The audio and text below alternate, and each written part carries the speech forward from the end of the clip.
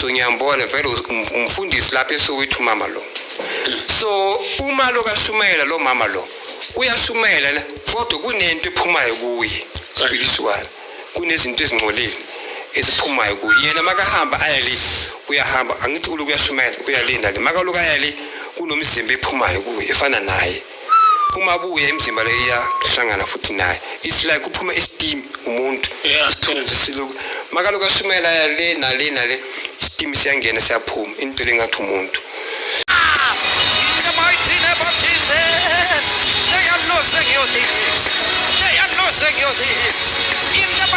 of those that you know and those that you don't know are getting bent right now. They're getting destroyed right now. So, uJesu ufuna ukuthi ngibheke kahle. Ngiyambona lo mama lo, bambiza Pastor Mukhuba. Bambiza bani? Pastor Mukhuba. Uyashumayela, mangithi ngiyabheka, ngithola kuwa amabhodlela amaningi. Ngasisuntwini ayawe ngathi aphuma ezulwini waphuma on the roof. Awela from phuma phezulu awela ngasisuntwini amabhodlela wamanzi. That means kuthengiswa amanzi lapha. Mangithi ngiyabheka on the other side ukuthi lamabhodlela amaningi amanzi lapho aphuza amancane. Mangibheka lamanzi agcwala ngasisuntwini abantu abasazi ukuthi bazohamba apha kuqala amabhodlela lapha. Labantu laba bafuna ukuthi amabhodlela lawo angabathashi okanjani. Laba hlezi khona mabaloku ba shift bona labantu baphuma ioil emzimbeni yabo. Ningizwe kahle baphuma ioil abazalwane emizimbeni yabo. Abanye baphuma ioil ezandleni kuphuma ioil, abanye ioil iphuma phezulu kwamakhanda wabo. uJesu athi sitshela abafundisi labo ukuthi he paid the price for labantu labo abangasebandleni. So uJesu athi abafundisi, why do they sell oil? Why bathengisa ioil emabandleni?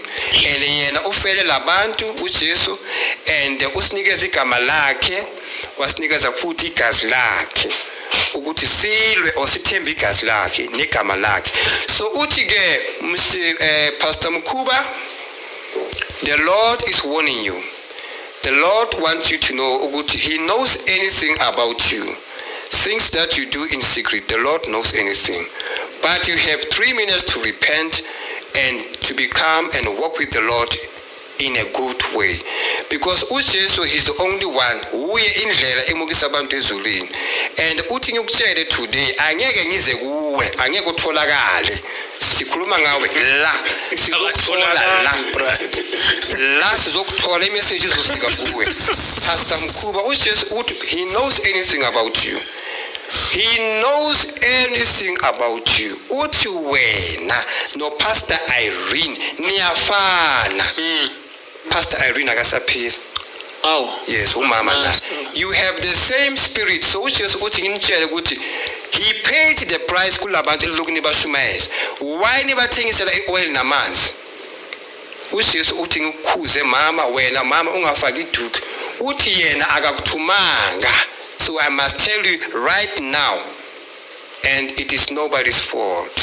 After for the Lord Jesus has paid the price for labantu laba nina iniba misleader. Pastor Mukhuba eSoweto. They write a nice thing about Pastor Mukhuba. They're looking for you. They're not looking for me. And when you go, you comment. You don't even know the person. And then they start communicating with you. Huh? And sometimes they even come to visit to prove. Huh? And umuntu after church goes that direction. He just wants to prove to you to see that he's going that direction. It means that he has got a relationship with the pastor. And that's what did I